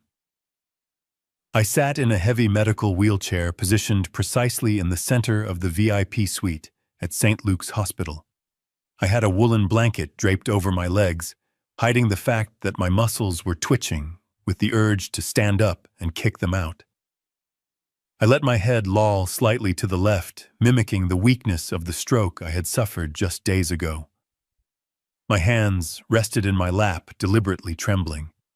To anyone walking through that door, I looked like a broken man, a confused geriatric patient who had lost his grip on reality. Leonard stood in the corner, leaning against the wall with his arms crossed. He looked like a stone gargoyle in a three-piece suit. We didn't speak. We didn't need to. We just waited. The room was quiet save for the hum of the heater battling the Chicago chill outside. Then we heard them. It wasn't a knock. It was a commotion. I heard the distinct click of high heels on the linoleum floor of the hallway moving fast. I heard Patricia's voice shrill and demanding, arguing with a nurse about visitation hours. I heard Brandon mumbling something about a lawsuit. I heard Tiffany complaining about the smell of the hospital. The door burst open. They looked like drowned rats in designer linen. The rain had ruined Patricia's blowout. Her mascara was slightly smudged. Brandon was shivering in a thin tropical shirt, his arms wrapped around himself, looking miserable and confused. Tiffany was limping, presumably from dragging luggage in heels. They brought the cold air in with them, along with the scent of desperation and damp wool. Patricia saw me first. Her eyes widened. For a split second, I saw the calculation. She was assessing the damage. She was looking at the wheelchair, the drool I had artfully allowed to gather at the corner of my mouth, the blanket. She wasn't looking at a husband. She was looking at a liability. Then the mask slipped into place. "Oh my God!" "Harry," she shrieked, rushing forward. She threw her arms around me, burying her face in my shoulder. She smelled of duty-free perfume and panic. I forced myself not to recoil. I forced my body to remain limp, unresponsive. "Harry, we have been so worried," she sobbed, pulling back to look at me, her hands gripping my shoulders a little too hard. "Why didn't you answer the phone? We have been calling for hours. It has been a nightmare. The driver dropped us off at the house, and there was a man there with a dog. A horrible man. He wouldn't let us in. He said you sold the house." She laughed, then a high-pitched, hysterical sound. "Can you believe that? He said you sold our home. I told him he was insane. I told him my husband is Harry Caldwell, and he would never do such a thing without telling me. I just stared at her. I blinked slowly, letting my gaze drift past her to Brandon. My son was standing by the door, holding his useless credit card in his hand like a talisman. He looked terrified. Not for me, but for his lifestyle. Dad, Brandon said, his voice cracking. Dad, you gotta fix this. The cards are all declined, even the black card. We had to take a dirty yellow cab here. The driver yelled at us because we didn't have cash. Mom had to give him her earrings. Patricia shook me again. Harry, speak to me. Tell us what is going on. Who is that man at the house? Why are the locks changed? You need to call the police right now and tell them to arrest him. I let out a low, moaning sound. I pointed a shaking finger at Leonard. Leonard stepped forward from the shadows. His voice was calm, deep, and devoid of any sympathy. Mrs. Caldwell, please step back. Harry is very frail. The excitement is not good for his heart. Patricia spun around, her eyes flashing. Leonard, thank God. You need to fix this mess. Someone has stolen Harry's identity.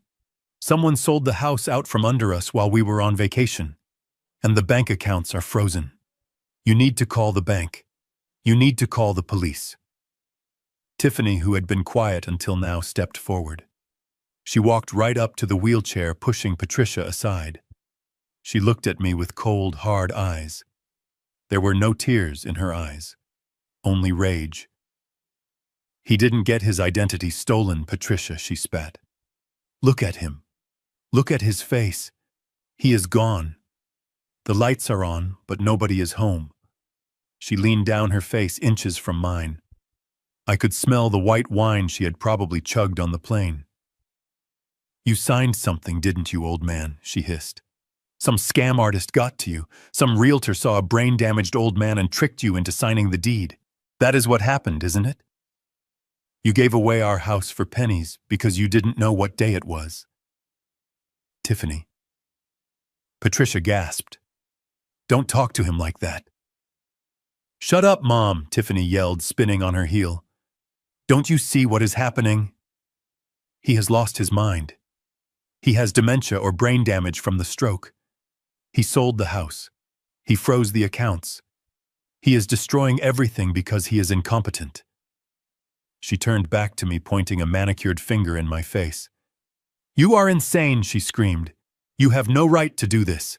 That house was Brandon's inheritance. That money is ours. You are just the custodian, and you failed. She looked at Leonard. Leonard, you are a witness.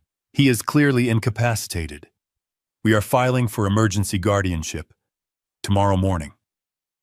We are going to have him declared mentally unfit. We will annul the sale of the house.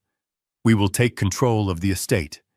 And we are going to put him in a facility where he can't do any more damage. Patricia looked at me, then at the comfort of the expensive room, then back at Tiffany. The realization hit her. If I was incompetent, she would get control. She wouldn't have to beg for money anymore. She wouldn't have to hide cash under the floorboards.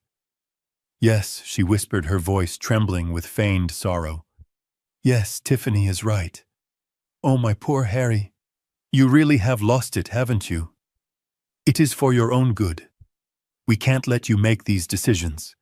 You are sick. You need help. She reached out to pat my hand, her touch patronizing and cold. Don't worry, sweetie. We will take care of everything. We will get the lawyers to fix the house. We will find you a nice home. Shady Pines has good reviews, I hear. Brandon nodded eagerly. Yeah, Dad. It is for the best. You clearly don't know what you are doing. I mean, selling the house, leaving us stranded. That is crazy talk. We will handle the business from now on. I sat there listening to every word. I let them paint their masterpiece of greed. I let them say it out loud. They didn't ask if I was in pain. They didn't ask if I was scared. They jumped straight to declaring me insane so they could reverse the sale and claw back their inheritance. They were willing to lock me away in a nursing home, strip me of my rights, and take everything I had built just so they didn't have to get jobs. It was perfect. It was exactly what I needed. They had just admitted in front of a witness that their only interest was the money. I looked at Leonard. He was staring at them with a look of pure disgust. He nodded once, a barely perceptible dip of his chin. It was time. I stopped shaking. I took a deep breath, filling my lungs with the sterile hospital air. I straightened my spine. I lifted my head. The drool I had faked was wiped away with a crisp movement of my hand. The weakness in my eyes vanished, replaced by the steel gaze that had stared down union bosses and mafia concrete suppliers in the 80s. I gripped the arms of the wheelchair. I didn't need the cane. The rage was enough. I pushed myself up. Patricia gasped. She took a step back, her hand flying to her mouth. Tiffany froze, her mouth hanging open. Brandon dropped his credit card. It hit the floor with a tiny plastic clatter that sounded like a thunderclap in the silent room. I stood to my full height. 6'2". My leg hurt, yes, but I didn't sway. I stood like a tower. I looked down at them. My family. My parasites. I am not crazy, Patricia, I said. My voice was low, steady, and booming. It didn't sound like a stroke victim. It sounded like the man who paid for the clothes on their backs. And I am not incompetent, Tiffany, I continued, turning my gaze to her. I knew exactly what I was signing. I read every clause. I initialed every page. I took a step toward them. They shrank back, huddled together like sheep facing a wolf. I sold the house because I didn't want you in it, I said. I froze the accounts because I didn't want you spending another dime of my money. And as for guardianship, I laughed. It was a cold, dark sound. You can try. But Leonard here has a recording of the last 5 minutes. He has a recording of you conspiring to put me away. He has a recording of you admitting you only care about the inheritance. Any judge who hears that will laugh you out of court. Patricia stammered, her face pale. Harry, wait. We were just emotional. We were scared. We love you. I love you. I mimicked my voice, dripping with venom. Is that why you left me on the floor of a pharmacy? Is that why you went on a cruise while I was in surgery? Is that why you stole my first wife's jewelry? Patricia's eyes bulged. She clutched her purse where the pearls were likely still hidden. I know everything I said. I saw the cameras. I saw the bank attempts. I found the cash under the floorboards. I reached into the pocket of my robe and pulled out a stack of photos. The screenshots from the security cameras. Patricia stealing the pearls. Tiffany drinking wine. Brandon at the bank. I threw them in the air. They fluttered down like confetti at a funeral. The show is over, I said. And so is the free ride. I looked at Leonard. Show them the door, Leonard, and give them the papers. Leonard stepped forward, pulling a thick envelope from his jacket pocket. He held it out to Brandon. You have been served, Leonard said. Divorce papers for your mother, eviction notices, and a restraining order. If you come within 500 feet of Mr. Caldwell or his property, you will be arrested. I sat back down in the wheelchair, not because I was weak, but because I was done with them. I turned my chair toward the window, presenting my back to them. Get out, I said. Harry, please, Patricia wailed. I said, get out. I roared a sound that shook the walls. I heard the door open. I heard Leonard's low voice guiding them out. I heard Patricia sobbing, real tears, this time tears of a woman who realizes she has lost the golden goose. When the door clicked shut, the silence returned. But it wasn't lonely. It was victorious. I looked at my reflection in the window. I looked tired. I looked old. But for the first time in years, I looked like a man who owned his own life. Now I whispered, let the real healing begin. The silence in the room was absolute, a vacuum created by the sheer force of my rejection. But Leonard was not done. He stepped away from the door, moving with the slow, deliberate grunts of a man who knows he is holding all the aces. He reached into his jacket pocket and pulled out a small black remote control. He pointed it at the 60-inch television mounted on the wall opposite the bed. I watched their faces. They were confused. They were expecting a shouting match, an emotional breakdown, or perhaps a negotiation. They were not expecting a movie night. Leonard pressed the button. The screen flared to life. The audio was turned up to the maximum volume. The first image was static, a digital timestamp from 4 days ago. Then the audio kicked in. It was the recording of the 911 call from the pharmacy. The quality was crystal clear. My wife's voice filled the room, amplified and distorted by the speakers stripping away any pretense of love or concern. "We cannot deal with this right now. The limousine is 20 minutes away. That trip cost $15,000 and it is non-refundable." Patricia flinched as if she had been slapped. She looked at the screen, her eyes wide with horror, not because of what she had said, but because she was hearing it played back in front of witnesses. She was hearing the naked sound of her own selfishness. The screen changed. It was the security footage from the kitchen, Tiffany sipping her wine. The timestamp showed it was while I was in the ambulance. If he kicks the bucket while we are gone, it is actually better. The probate process is faster. Tiffany gasped, her hand flying to her throat. She looked at Brandon, but he was staring at the screen, paralyzed. Then the final clip, the one Leonard had received just this morning from the private investigator. It was footage from the cruise ship deck. Patricia wearing my anniversary scarf, laughing, as the yoga instructor whispered something in her ear. She was holding a drink, looking at the ocean, looking completely and utterly unburdened by the thought of her dying husband. Leonard turned off the TV. The screen went black, leaving only the reflection of 3 terrified people. I stood there leaning slightly on the arm of the wheelchair, not for support, but for dominance. I looked at them. I looked at the people I had clothed, fed, and housed for decades. "You made a calculation," I said, my voice cutting through the thick air of the room. "You did the math. You weighed my life against a buffet and a tan. You gambled that I would die or that I would be so brain damaged I would never know the difference." I took a step forward. "You bet wrong." Patricia tried to speak. Her lips moved, but no sound came out. She looked like a fish on a dock, gasping for air. "You chose a cruise," I said, delivering the words like a verdict. "I chose a new life." Patricia finally found her voice. It was a weak, trembling thing. "Harry, please. That video, it is out of context. We were in shock. We were grieving in our own way. You can't throw away 30 years of marriage because of a misunderstanding. I am your wife.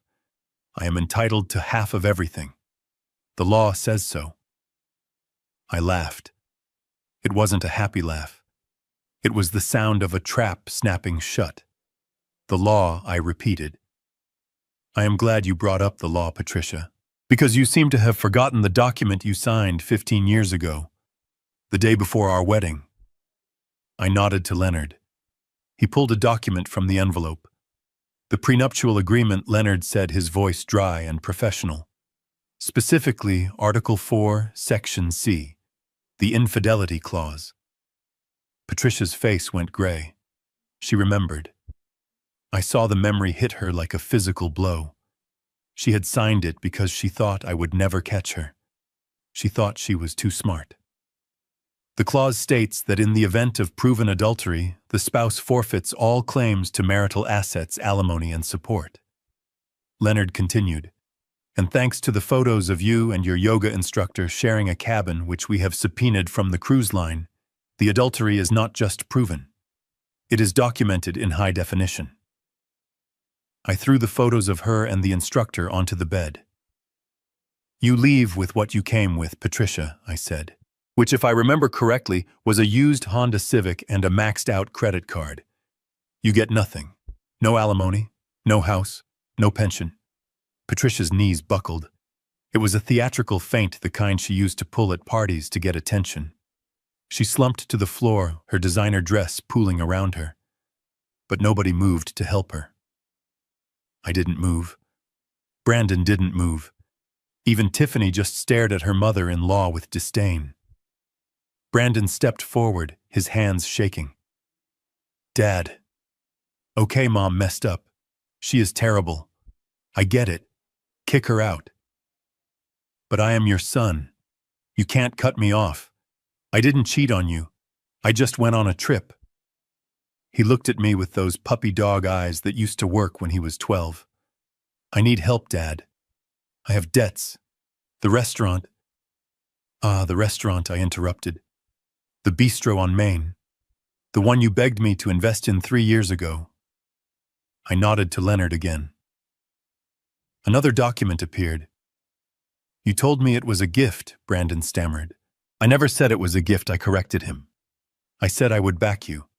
And we signed a promissory note, a loan, $400,000, payable in full upon demand if the business failed or if you defaulted on the interest payments.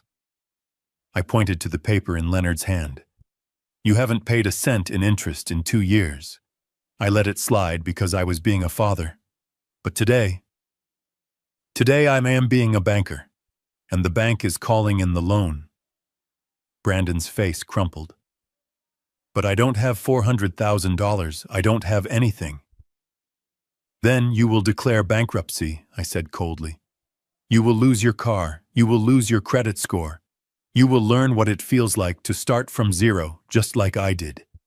Maybe it will make a man out of you. Tiffany let out a scream. It was a primal, animalistic sound of pure rage. She lunged toward the bed, grabbing the rail.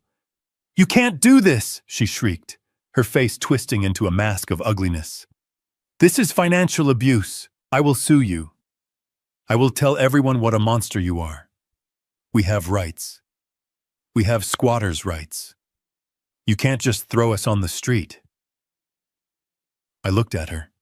I looked at the woman who had wished for my death so she could remodel my kitchen. You have no rights, I said softly. You are not my blood. You are not my tenant. You are a guest who overstayed her welcome by about 3 years. I looked at the door. Leonard, execute the order. Leonard pressed a button on the wall, the emergency call button usually reserved for cardiac arrests. But he didn't need a doctor. 2 security guards walked in. They were not the regular hospital security. I had hired private contractors for this specific moment. They were broad-shouldered and grim-faced. Get them out of here, I said, waving my hand dismissively. And if they resist, call the police. The restraining orders are already active. The guards moved in. One of them grabbed Brandon by the arm. Brandon burst into tears, loud, heaving sobs that sounded pathetic coming from a 38-year-old man. Dad, no, please. I am sorry. The other guard grabbed Tiffany. She tried to scratch him, her nails raking across his jacket. He didn't flinch. He pinned her arms to her sides and marched her toward the door. You will rot in hell for this, Harry, she screamed, kicking and thrashing. I hope you die alone. I am already alone, I thought. And it is the most peaceful I have felt in years. Patricia suddenly recovered from her faint. She scrambled to her feet, realizing she was being left behind. She lunged for my hand, her nails digging into my skin. Harry, baby, please, don't let them take me. I love you. I pulled my hand away, as if she were a burning coal. I looked her in the eye one last time. The Harry you knew died on the floor of that CVS, I said. The man standing here is just the executor of his estate, and you are not in the will. The guard took her arm. She wailed a high-pitched sound that echoed down the corridor as they were dragged out. I watched them go. I watched my son weeping and broken. I watched my wife begging and humiliated. I watched my daughter-in-law screaming obscenities. And then the door closed. The silence returned. But this time it wasn't heavy. It wasn't oppressive. It was clean. It felt like the air after a thunderstorm when the ozone is fresh and the dust has been washed away. I sat back down in the wheelchair, not because I had to, but because I wanted to rest. My legs were tired. My soul was tired. But my heart was beating steady and strong. Leonard walked over to the window and adjusted the blinds, letting a beam of afternoon sunlight hit the floor. He turned to me, a rare, genuine smile on his face. "That went well," he said. I looked at the blank TV screen. "Yes," I said. "It did." I reached for the glass of water on the bedside table. My hand didn't shake. So Leonard asked, "What now? The house is sold. The family is gone. You are officially homeless and bachelor #1 in Chicago." I took a sip of water. It tasted sweet. "Now," I said. "Now we finish the paperwork." And then Leonard. "Yes, Harry. Book me a ticket. Not a cruise. I hate boats. Book me a ticket to Italy. I have always wanted to see the Colosseum. I want to see something that has stood the test of time. Unlike my marriage." Leonard chuckled. "First class," I smiled. "Is there any other way?" I closed my eyes, listening to the hum of the hospital. The execution was over. The dead weight was gone. I was 72 years old, and my life was just beginning. 6 months have passed since I sat in that hospital room and watched my family being escorted out by security. 6 months is a long time. It is enough time for a broken bone to knit back together. It is enough time to build a small house. And as it turns out, it is enough time to completely rewrite the ending of a life story. I am currently sitting on the aft deck of a 60-foot Sunseeker yacht, docked in the Florida Keys. The water is a shade of turquoise that looks fake, like something you would see on a postcard, but I know it is real because I can smell the salt in the air. The boat is mine. I didn't rent it. I bought it. I named her the Second Act. It seemed appropriate. The sun is warm on my face, a stark contrast to the gray chill of that hospital room in Chicago. I am wearing linen pants and a loose white shirt, the kind of clothes I used to think were frivolous, but now find incredibly comfortable. My cane is leaning against the railing, but I barely use it anymore. I walk 3 miles every morning on the beach. My blood pressure is lower than it has been in 20 years. Leonard is sitting across from me wearing a Hawaiian shirt that looks ridiculous on a man of his serious demeanor, but he seems happy. He is retired now, or at least semi-retired. He only has one client left. Me, and his job mostly consists of drinking iced tea and reading me the monthly reports on the 3 people who used to live in my house. We call it the Misery Index. It is my favorite time of the week. Leonard picks up a tablet and adjusts his glasses. He clears his throat, preparing to read the latest update on Brandon. "Your son completed 140 rides for Uber this week," Leonard says, scrolling through the data.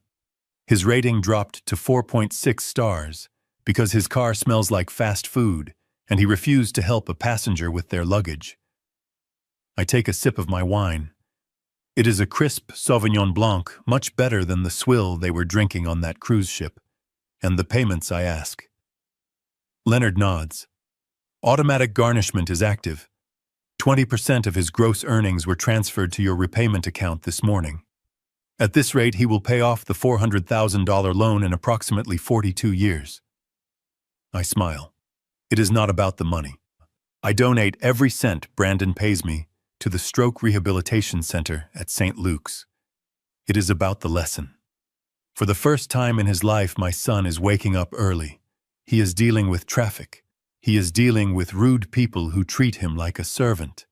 He is learning what it feels like to earn $1 the hard way. He lives in a studio apartment above a garage in Cicero. It is loud. It is cramped. And there is no maid to clean up his mess. He called me once 2 months ago crying, saying he couldn't take it anymore. I told him he could always get a second job.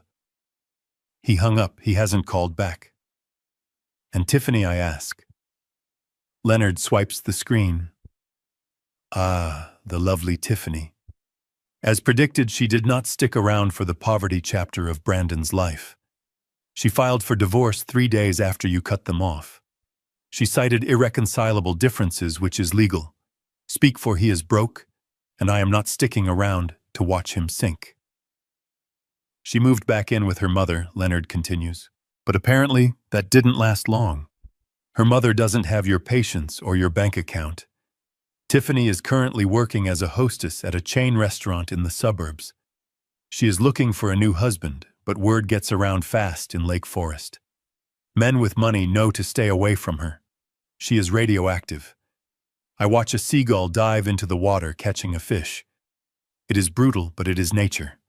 Predators survive until the prey fights back. And Patricia, I ask, saving the best for last. Leonard sighs, but I can see the satisfaction in his eyes. Patricia is currently on shift at Walmart. She is working the checkout lane. Apparently her feet are giving her trouble because she refuses to wear sensible shoes. She stands there for 8 hours a day, scanning milk and eggs and diapers for people who used to be her neighbors. I close my eyes and picture it. Patricia, who used to spend $500 on a lunch with her friends, now asking people if they want to donate $1 to charity at the register. She lives in a 1-bedroom apartment in a complex near the highway. It is noisy. The carpet is thin, and she is alone. The yoga instructor blocked her number the moment her credit card was declined on the ship. Her friends stopped calling when the party invitations stopped coming. She is living the life she always looked down on. Does she ask about me? I wonder aloud. Leonard shakes his head. She told a mutual acquaintance that you ruined her life. She plays the victim. She says you are a cruel, vindictive old man who threw her away like trash. I open my eyes and look at the woman coming up the stairs from the galley. It is Maria. She is holding a tray with fresh fruit and cheese. She is not wearing scrubs anymore. She is wearing a sundress. She looks 10 years younger than she did in the hospital. I hired her the day I left Chicago. I told her I didn't need a nurse, I needed a health manager. I pay her triple what the hospital paid her. She manages my diet, my exercise, and my schedule. She sends money back to her family every month, but she does it with pride, not entitlement. Maria sets the tray down and smiles at me. Mr. Caldwell, it is time for your afternoon walk. The sun is going down in an hour. I look at her. I look at Leonard. You know, Leonard, I say. Patricia is right. I did throw her away. But you don't keep the tumor just because it has been with you for 30 years. You cut it out so you can live. I reach for the glass of wine and hold it up to the light. The golden liquid shines against the backdrop of the ocean. People say blood is thicker than water. I say, my voice steady and reflective. They say family is everything. But they are wrong. Loyalty is everything. Respect is everything. Dignity is everything. Blood is just biology. I spent a lifetime trying to buy their love, trying to build a fortress to keep them safe. But I was just building a cage for myself. I look at the horizon where the sky is starting to turn a bruised purple. I lost a wife. I lost a son. I lost a daughter-in-law. By all accounts, I should be a broken, lonely old man. But I look around this boat. I look at the peace I feel when I wake up in the morning, knowing that nobody is waiting for me to die. Nobody is counting my days. Nobody is stealing from my pockets. I turn to Maria and Leonard. I lost a family, I say. But I found myself, and I think that is a fair trade. I pick up my sunglasses from the table. They are aviators, classic and cool. I put them on, shielding my eyes from the glare, but mostly shielding my soul from the past. I am ready for that walk, Maria, I say. I stand up.